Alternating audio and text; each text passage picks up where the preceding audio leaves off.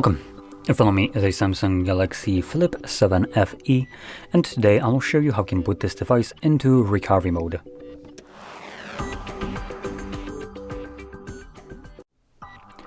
So, to get started, you'll need to grab a cable that is plugged into your computer, and so we will access recovery mode. And on the phone, we're going to begin by turning it off. So swipe down and select the power button and choose power off twice, and this will obviously turn off your phone.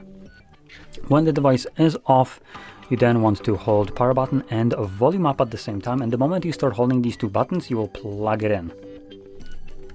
There we go. So I'm holding both volume up and power. Now when you see the Galaxy, you can let go of the power button, keep holding volume up, and this redirects us to the recovery mode. In this mode, we can get rid of the cable. It is only needed to get us into the recovery mode itself.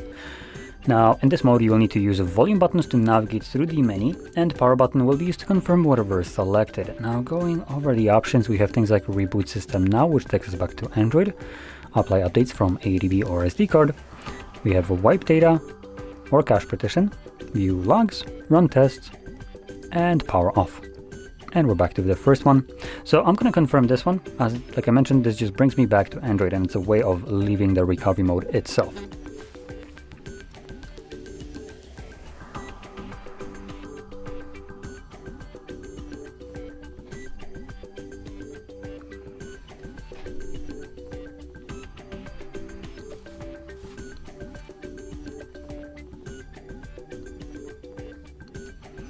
And as you can see, we're now back in Android.